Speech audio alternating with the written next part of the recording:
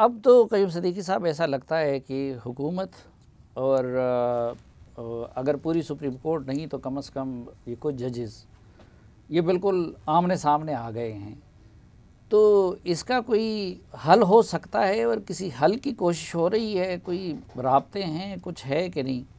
मुझे नहीं पता कि हुकूमत और उसके राब्ते हैं। हमें तो देखें दोनों, आप एक बड़ी थोड़ी सी इसको एक और एंगल से देख लेते हैं। सियासतदान हैं जो दो मुख्तलिफ धड़ों में हैं। इस्टेब्लिशमेंट और अदलिया जो एक होती थी, इस्टेब्लिशमेंट मार्शल लॉ लगाती थी, अदलिया उसको जायज़ करार देती थी, मतलब they were the partners in crime, और सियासतदान उसके विक्टिम होते थे इन दोनों के।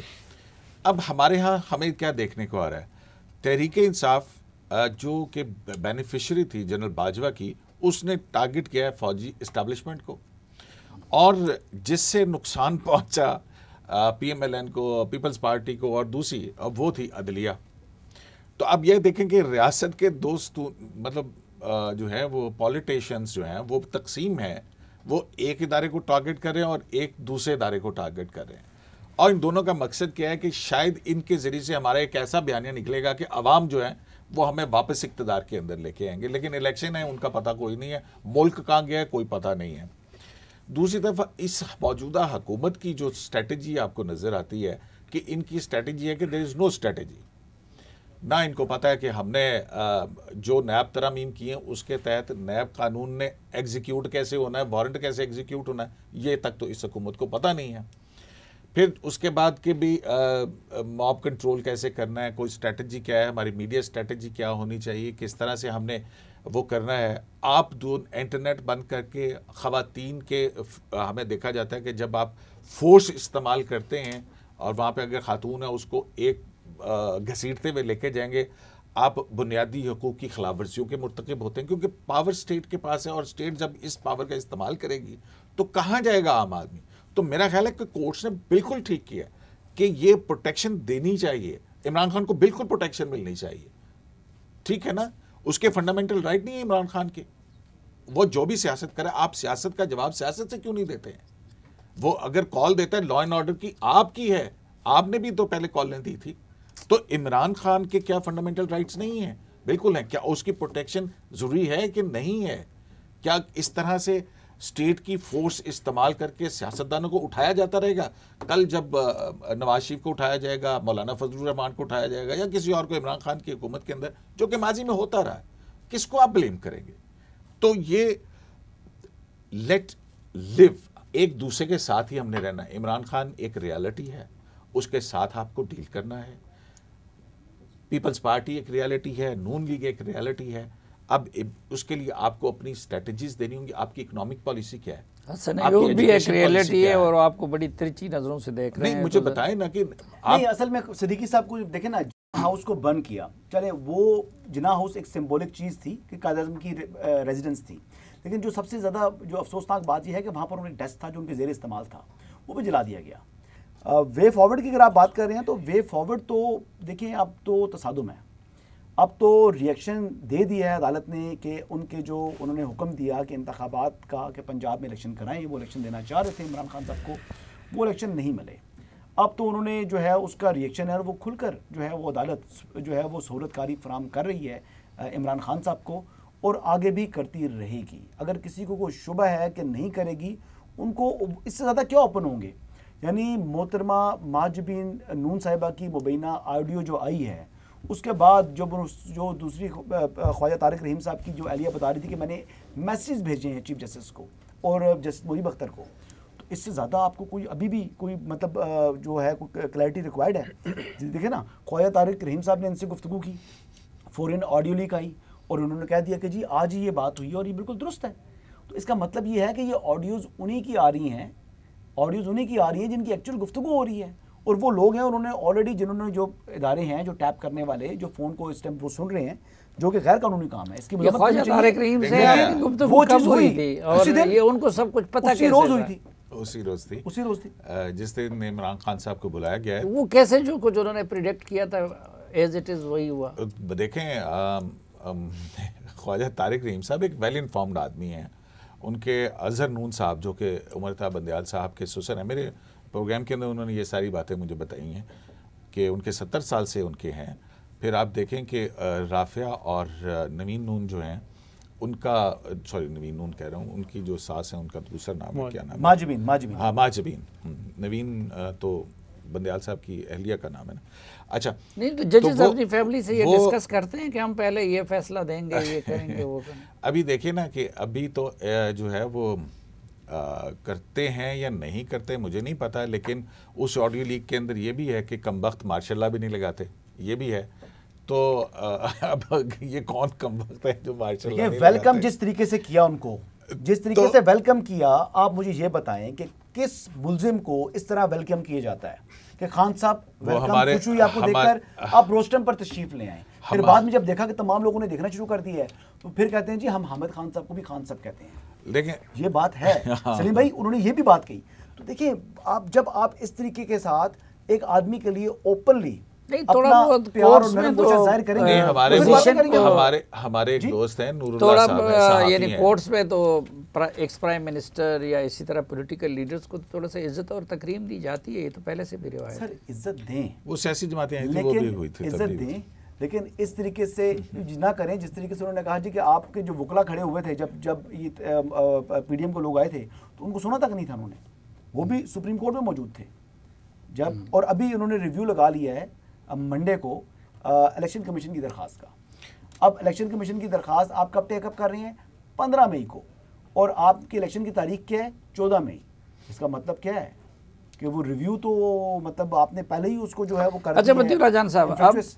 कोर्ट्स सुप्रीम कोर्ट के पास क्या ऑप्शन है हुकूमत के ख़िलाफ़ करने के लिए, और हुकूमत के पास क्या ऑप्शन है? देखिए पहली बात तो यह है कि सुप्रीम कोर्ट के जो मुअज़्ज़ज़ जजेस साहिबान हैं वो साबिक़ वज़राए आज़मों या वज़राए आज़मों के मुतल्लक़ फ़ैसला देने के हवाले से अपने अहल खाना के साथ ज़रूर मुझे लगता है कि डिस्कशन करते हैं और उनके अहल खाना भी इन्वॉल्व होते हैं। जब नवाज़ शरीफ को पनामा केस के बेंच में नाअहल करार दिया जा रहा था तो जजेस की जो बीवियाँ बच्चे हैं जो अहल खाना हैं वो बाकायदा तौर पे सुप्रीम कोर्ट के कमरा अदालत नंबर 1 की जो मेहमानों की गैलरी हुई थी, ताख़ीर हुई थी और उनका इंतज़ार किया गया था अहल खाना का कि वो आएंगे तो फैसला सुनाया जाएगा।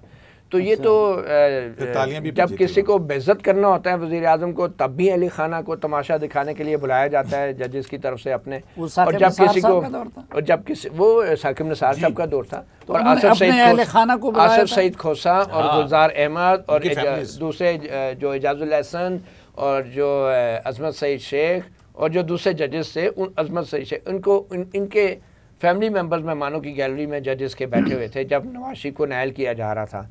उसके बाद अब जब इमरान खान को जो है अहल किया जा रहा है, सादिक और अमीन करार दिया गया पहले और अब उनको बाकायदा उनको रिलीफ दी जा रही है, रिहा किया जा रहा है, तो उसके ऊपर भी हमें जजेस के अहल खाना की टेलीफोनिक गुफ्तगू जो है वो नज़र आ रही है, क्योंकि अब उन्हें मेहमानों की गैलरी में आने की बजाय वो शायद डायरेक्ट ज़मान पार्क जाके मुलाकातें कर लेते हैं या टेलीफोनों पे हेलो हाई कर लेते हैं। तो ये नवाज शरीफ, जरदारी, इन लोगों की मौलाना की नाकामी नहीं है? वो अगर इतना अपना गर्विदा बना सकते हैं जजेस को इमरान खान साहब, तो ये क्यों नहीं बना सकते? अब वो देखें ना, ये ऐसा तो करना उनके लिए मुश्किल इसलिए था कि उस वक्त इस्टेब्लिशमेंट भी जो है वो एक डिफरेंट पोजीशन ले रखी थी, तो इसलिए वो तो आप मत बात करें ना। तो जजेस तो ओवर एक्ट भी कर रहे थे। बहरहाल जो अब इसका हल का जहाँ तक ताल्लुक है, हल ये है कि जिन लोगों की वजह से ये सारा आज बहरान है इस मुल्क में, वो घरों में बैठे पॉपकॉर्न खा रहे हैं और टीवी पे तमाशा देख रहे हैं, कोर्ट कमांडर हाउस को जलते देख रहे हैं, ठीक है, पेशावर में, सिंध में, बलूचिस्तान में जो फ़ौजी तनसीबात पे हमले होते देख रहे हैं। मुझे ये लगता है कि ये वो लोग हैं जिनको फ़ौज को बाकायदा पकड़ के और इनके उस नेटवर्क का पता चलाना चाहिए जो प्राइवेटली इन्होंने इस्टेब्लिश कर रखा है और जिसको फंड्स भी दिए हुए हैं, और ये वो स्लीपर सेल हैं जो इस वक्त एक्टिव हैं, जो कि मैं समझता हूँ जनरल बाजवा और जनरल फैज़ के दौर में जिनकी तश्कील की गई है। आप ये बताइए कि क्या इस बात का इम्कान है कि सुप्रीम कोर्ट वज़ीर आज़म या उनकी काबीना को नाअहल कर दे कंटेम्प्ट में, और हुकूमत के पास कोई ऑप्शन है सुप्रीम कोर्ट के चीफ जस्टिस के ख़िलाफ़? कोई कानूनी रास्ता है? देखिए मेरा नहीं ख्याल कि कंटेम्प्ट की कार्रवाई करनी होती चीफ जस्टिस साहब को, तो पहले करते, और वो इसमें मेरे ख्याल नहीं जाना चाह रहे, और उनका मेन ऑब्जेक्टिव ये था कि सारे इलेक्शन हो और इलेक्शन सारे मेरे टेन्योर में हो। और अब जो आप कह रहे हैं हल क्या है, हल यही है कि जो इलेक्शन कमीशन की रिव्यू लगा हुआ है, इलेक्शन कमीशन का इख्तियार है कि वो इलेक्शन एक्ट के तहत जो ये शेड्यूल है इसको रद्द-बदल कर सकता है। चीफ जस्टिस साहब को चाहिए कि वो इलेक्शन जब तक मुल्क में स्टेबिलिटी और नहीं आती और इमरान खान साहब जब तक सियासी क़ुव्वतों से के साथ नहीं बैठते और जो हर एक की जो एप्रीहेंशन है कि इमरान खान साहब के जो अज़ाइम है उन हवाले से जब तक अगर वो ये इनको साथ नहीं बिठाते और सिर्फ उनको इलेक्शन देते हैं इमरान खान साहब तो फिर ये सहूलतकारी होगी। लेकिन वो जब बैठने का कहते हैं सियासतदानों से तो फिर आम लोग एतराज़ करते हैं कि जी ये मेरा जज का काम नहीं, वो इस तरह नहीं कहते। यही प्रॉब्लम है कि जो कल भी उसने किया बैलेंस नहीं रखा गया उनकी गुफ्तगू में भी कि एक तरफ आप रिक्वेस्ट कर रहे हैं, दूसरी तरफ देखिए उसमें कहना था कि जी हम कुछ नहीं करेंगे, हमारा 184(3) हर मामले में आप बैठें और सियासतदानों से बैठ के आप इलेक्शन लें। और दूसरा जो चीफ जस्टिस साहब के लिए है वो है कि जब अब इनको रेस्क्यू कर रहे हैं तो फिर 2017 से जो कुछ साकिब निसार ने, आसिफ सईद खोसा ने किया है, जो तायाद नैली है नवाज शरीफ की, उनको रिवर्स करें, लेवल प्लेइंग फील्ड दें। और जुडिशल पॉलिटिक्स का खात्मा ज़रूरी है। जो अपने कुलीग जज हैं, जो फेलो जजेस हैं, ब्रदर जजेस हैं, जस्टिस काजी फैसल और जस्टिस सरदार तारिक, उनके साथ भी डायलॉग करें और उनकी जो एप्रीहेंशन है, जो आपके खदशात हैं, उनको मिल बैठ के मामला ये जब तक नहीं होगा तो चीफ जस्टिस ने अभी 2 दिन पहले कहा कि हम घड़ी की सुइयां 9 मई पे लेके जा रहे हैं। मेरे ख्याल में उनको घड़ी की सुइयां 2017 पे लेके जानी चाहिए और ना एली ख़त्म करनी चाहिए। अभी तक पिछले चंद दिनों में जो कुछ सुप्रीम कोर्ट के जजों ने रिमार्क्स दिए हैं, ऑब्जर्वेशन दिए हैं, वो इंसाफ से ज़्यादा तहरीक इंसाफ चलाते रहे हैं। और जो बलवे अभी हुए हैं उनमें इन सुप्रीम कोर्ट के जजों के रिमार्क्स का और इन फैसलों का बहुत बड़ा एक आंसर है और एलिमेंट है। इमरान खान अवाम के अंदर तकनीकी बार सुप्रीम कोर्ट ने रिक्वेस्ट की 2 मरतबा।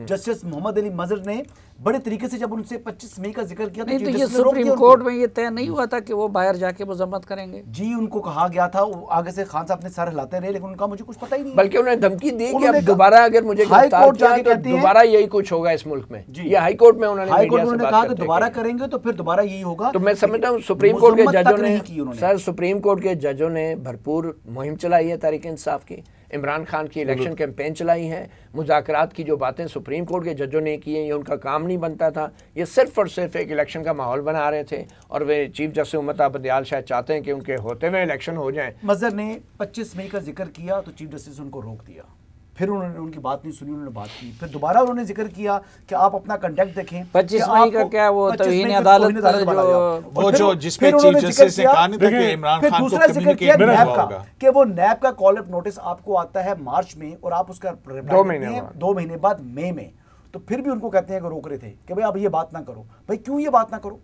आप कंडक्ट देखें, आप तर्ज अमल देखें, आप तर्ज अमल देखें कि इमरान खान साहब का तर्ज अमल ये है कि वो किसी जगह जहाँ पर उनको पेश होना होता है लेकिन मुज़ाकरात का भी नहीं था जिस पे मुज़ाकरात की दावत दी गई। आपको इशू नहीं था। जान साहब विद परमिशन 25 मई को तौहीन अदालत मुबैना तौर पर हुई थी क्योंकि सुप्रीम कोर्ट ने H9 में वो इन्होंने फैसिलिटेट किया था supreme court. Justice Ijazul Hasan, justice Munib Akhtar, justice Mazahar Naqvi ने हुकूमत को हुक्म दिया था कि जलसे के इंतजामात किए जाएं वहाँ पे इमरान खान साहब मुझे ग्राउंड और पुलिस ने उनके लिए उधर इंतजामात किए, इमरान खान इधर आ गए, हुक्म अदूली की। तो उसकी कितनी समातें हुई है इस पूरे साल? एक साल हो गया, एजेंसी ने रिपोर्ट भी एक साल से उसकी समात नहीं कर रहे और वो कहते हैं जी कि हम अपने मुनासिब वक्त पर देखेंगे। देखिए आप कंटेम्प्ट में जब ये सीधी तौहीन अदालत है, कंटेम्प्ट रिजर्व किया हुआ है लेकिन उसके ऊपर वो काम ही नहीं कर रहे। बस उसको जो है ना, जो कासिम सूरी के खिलाफ हुक्म इम्तनाई देकर, जिसे BRT का देकर, तो उसको दाखिल दफ्तर कर दिया ना, एक किस्म का दाखिल दफ्तर तो नहीं किया लेकिन उसको बस बेसिकली उस पर खामोशी इख्तियार कर ली। तो यही कर रहे हैं। अब क्वेश्चन ये है कि आपके दौरे मेयार इतने वाजे हैं कि फिर आपके अपने साथी जजेस जो हैं उस पर सवाल उठा रहे हैं। साफी साहब ये ज़हन में रखें, ईवान सदर में जो इस वक्त आरिफ अलवी साहब बैठे ना, उनके नाम में 2 ऐन आते हैं और उमर अता साहब के नाम में भी 2 ऐन आते हैं। हाँ, लेकिन अब्दुल कयूम सिद्दीकी के नाम में भी 1 ऐन आता है। तो आप थोड़ा सा अब्दुल कयूम काफ भी आता है थोड़ी देर के लिए, यानी अपना गुस्सा आपका बजा है। लेकिन कोई सलूशन क्या हो सकता है? यानी हम अब आग पे मजीद तेल ना डालें ना, कोई सलूशन हो सकता है? देखें सलूशन तो एक ही है। ठीक है, कोई अगर गलत फैसला भी आ गया आपके ख़िलाफ़, ठीक है, आपके पास एक ऑप्शन है कि आप अदालत में उसका कानूनी तरीके से जवाब देते हैं। दूसरी तरफ जो है, अगर जब तक सब अपने अपने आइनी दायरे के अंदर नहीं रहेंगे, मेरा ख्याल है कि सियासतदानों को मिल बैठना चाहिए इससे पहले कि बहुत देर हो जाए। और फिर बिलखुसूस चीफ जस्टिस ऑफ पाकिस्तान का ये जो 184(3) का इख्तियार है, that is the main cause कि वो बन गया 58(2)B का जो है ना, वो मुतबादिल बन गया हुआ है कि हुकूमतें गिराने और उसके लिए आ गया। ये बहुत अच्छा इख्तियार है, लेकिन किसी गरीब के लिए, किसी मिसिंग पर्सन वाले के लिए। उमर अताब बंदयाल साहब ने आज कभी बैठ के कभी पूछा कि वो नारो जो है 4 साल से लापता है ये इस मुल्क के अंदर, मुदस्सर नारो, क्या इस मुल्क के अंदर मिसिंग पर्सन्स की कोई अहमियत नहीं है? बेचारा, हजारों लोग उनके अली वजीर जो है वो रहा, आपको किसी को नजर नहीं आया, आपको सिर्फ, बिल्कुल ठीक है इमरान खान साहब के फंडामेंटल राइट्स हैं, लेकिन इस मुल्क के बाकी लोगों के, शहरियों के भी बुनियादी हकूक हैं, उनका तहफ़्फ़ुज़ भी करना है जनाब। सबसे संगीन मसला तो मिसिंग पर्सन। वो एक फिल्म थी ना, नौकर बोटी था, उसका एक गाना है, बस अब मैं क्या कहूँ। हमारे एक दोस्त हैं, वो कहते हैं कि जनाब रूल ऑफ लॉ और रोल ऑफ इन लॉज, इसके अंदर फ़र्क होना चाहिए। साफ़ी साहब, इसका सलूशन मेरे ख्याल में सुप्रीम कोर्ट के उन 7 जजों के पास है जो इस वक्त खामोश बैठे हैं। आई थिंक उनको अपनी खामोशी तोड़नी होगी और चीफ जस्टिस उमर अताब बंदयाल को ऊपर वाज़े करना होगा कि उनके फ़ैसले और उनका अदालत चलाने का जो अंदाज़ है, इससे सुप्रीम कोर्ट की साख जो है मजरूह हो रही है और ये सरेआम उनको वही कुछ करना होगा जो आप और हसन जो है कयूम सिद्दीकी के साथ करते। नहीं, ये बात नहीं है। बात ये है कि उन 7 जजों को अगर अभी रोल नहीं प्ले करेंगे ना, तो ये बहुत देर हो जाएगी। मतीला जान साहब, जब देखें ना, बात तो ये है कि वो क्या रोल प्ले, मुख्तसर ये कि अगर वो हम किस क्रीज से बाहर निकल के खेलेंगे। अब आप यहाँ पे पॉलिटिकल डिवाइड अच्छा, को आप बंदयाल साहब जो हैं वो बॉलर के एंड पे जाके खेल रहे हैं और ये क्रीज से भी बाहर ना निकले। नहीं तो मुझे बताएं ना कि क्या करें फिर उनके अंदर और इनमें, आप फर्क क्या डालें? फर्क नहीं है, कैसे डालें? उनको आवाज बुलंद करनी होगी। इंडिया के अंदर भी जजेस ने आवाज बुलंद की है, इंडिया के अंदर जजेस ने आवाज बुलंद की है, तो वो तो जजेस आवाज बुलंद करते रहे हैं ना भाईजान। इस तरह नहीं, मेरे ख्याल में आप थोड़ा सा इसको आगे ले जाना होगा। और बंदयाल साहब क्या करना होगा, आपका क्या ख्याल है? मेरे ख्याल में जिस तरह इंडिया में जो है वो इस्तीफे देके बाहर आ जाए, इंडिया में अपनी अलग लगा लेकिन आप जो इंडिया आप और मैं उसके ऊपर सुप्रीम कोर्ट को डिवाइड करने के इल्जाम लगाएंगे। इंडिया के जजेस ने प्रेस कॉन्फ्रेंस की है, उनके फैसलों को इधर कोर्ट करके फैसले करते हैं, प्रेस कॉन्फ्रेंस भी कर सकते हैं। I think they must speak out, चाहे वो खत के जरिए करें। और एक जुडिशल मेरे प्रोड्यूसर कह रहे हैं कि आप लोग बोलना बंद कर दें। वो जुडिशल कमीशन का इजलास बुला पा रहे हैं, ना वो जुडिशल काउंसिल का इजलास बुला पा रहे हैं। बैठे हुए किस बात का इंतजार कर रहे हैं? चीफ जस्टिस के घर के जलने का इंतजार कर रहे हैं। कोर्ट कमांडर का हाउस जल चुका। अल्लाह करे किसी का घर ना जले, लेकिन बहरहाल पाकिस्तान जल रहा है। हकीकत है किसी का घर जले ना जले, अगर हमने होश के नाखुन नहीं लिए, हम ज़ाती अनाओं से ना निकले, इदाराजाती अनाओं से ना निकले और हर किसी ने अपने किरदार को आइन और क़ानून तक महदूद नहीं किया, तो मैं क़यूम सिद्दीकी साहब के इस बात से इत्तेफ़ाक करता हूँ कि खुदा न खास्ता फिर न जज की जजशिप रहेगी, न जर्नलिस्ट की ये सब कुछ रहेगा, न सियासतदानों का रहेगा, बल्कि किसी के हाथ कुछ नहीं आएगा।